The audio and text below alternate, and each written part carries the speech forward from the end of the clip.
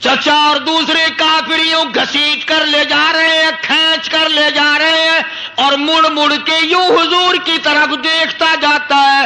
ابو جندل کہنے لگا، او کالی کملی والے، میری خیر ہے، میرا اللہ مالک ہے، میرا جو حال بنے وہ بن جائے، میرا چمڑا ادھیڑیں گے ادھڑ جائے، میرا قیمہ بنائیں گے بن جائے، میری بوٹیاں اڑائیں گے اڑ جائے، پر کالی کملی والے اتنا تو بتا دے آپ تو مجھ سے راضی ہیں۔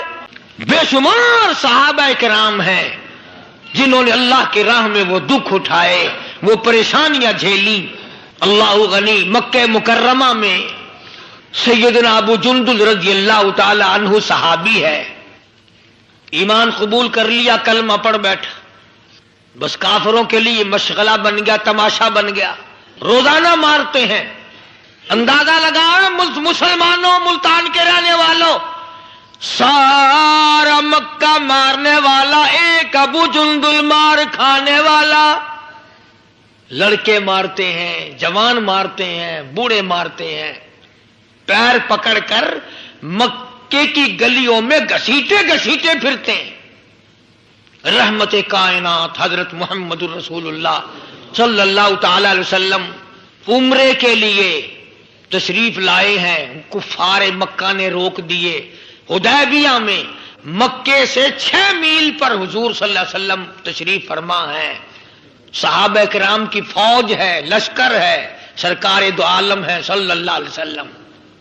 ذرا توجہ کرنا، کلیجے پہ ہاتھ رکھ کے ابو جندل کے پیروں میں بیڑیاں ڈال رکھی ہیں، چلا نہ جائے، مدینے نہ بھاگ جائے، کھسک نہ جائے، نکل نہ جائے۔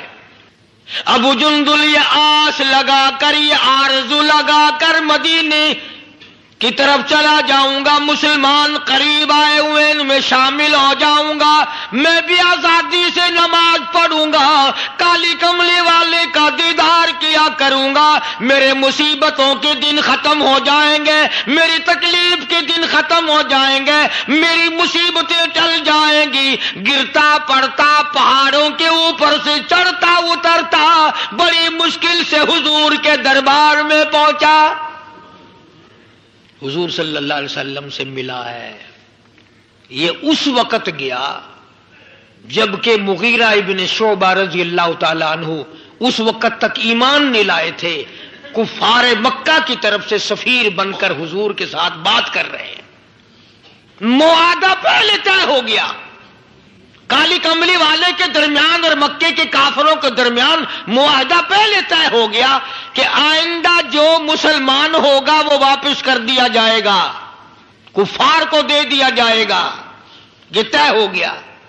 ابو جندل آ گیا، اس طے ہونے کے بعد پہنچا حضرت کے دربار میں۔ آپ نے ان کافروں کو یہ بھی فرمایا، بھئی ابھی تو لکھا بھی نہیں گیا۔ انہوں نے کہا نہیں جی نہیں، ابھی دیکھیں گے نبی کی زبان کیسی ہے، پورا کرتے ہو یہ بیچ میں چھوڑتے ہو۔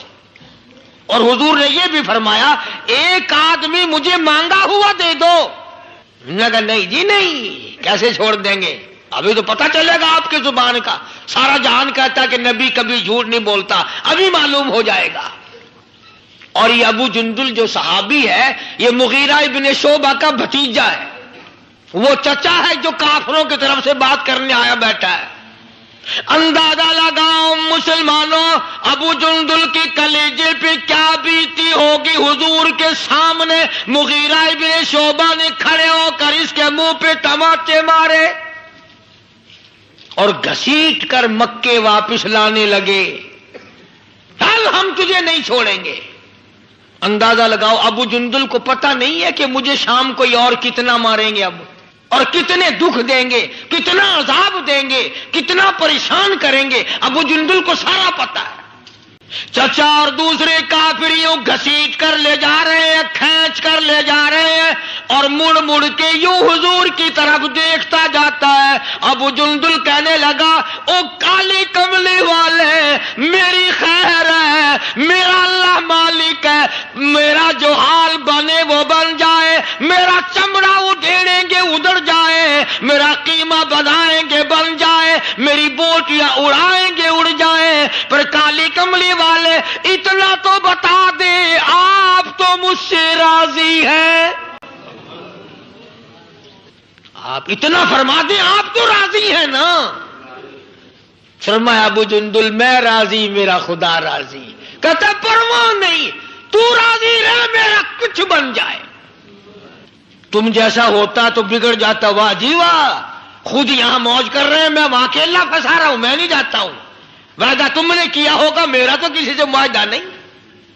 ہزارہا باتیں بناتے ہزارہا بیچ میں سے چنانچہ نکالتے.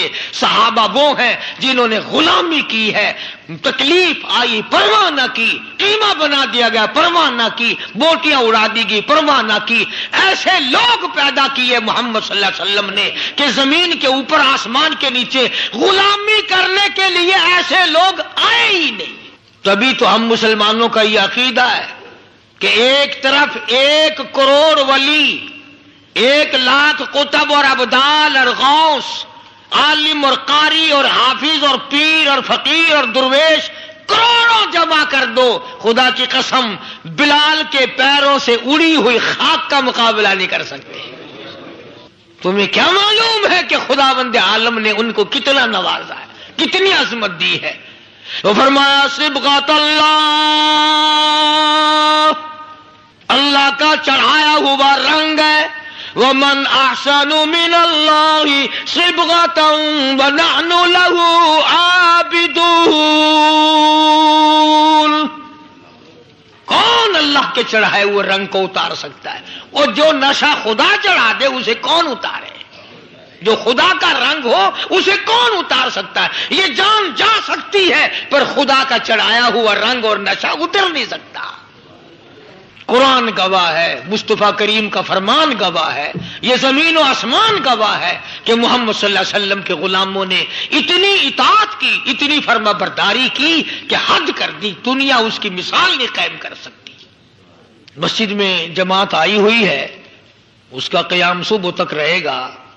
علاقے کے دوستوں کو لوگوں کو چاہیے کہ وہ جتنا وقت بھی ان کے ساتھ خرچ کر سکیں اس سے گریز نہ کرو. نہ جانے قبر کے جانے میں 1 دن ہے یا مہینہ ہے یا سال ہے. اس زندگی میں سے اگر 2-4 گھنٹے اللہ کی راہ میں لگ گئے تو بہت ممکن ہے کہ یہی گھڑیاں نجات کے لیے ذریعہ بن جائیں. اللہ تبارک و تعالی مجھے اور آپ کو عمل کی توفیق عطا فرمائے. باقی ایک بات اور مجھے عرض کرنی ہے. آج چونکہ وہ 19 تاریخ قریب آ گئی. 22 سن 46 میں جب الیکشن ہوا تو ہمارے بڑوں نے اس وقت بھی اسلام کے نام پر ووٹ دیا اور وطن سے بے وطن ہوئے اجڑے اور آج تک صحیح معنوں میں سیٹ نہیں ہوئے.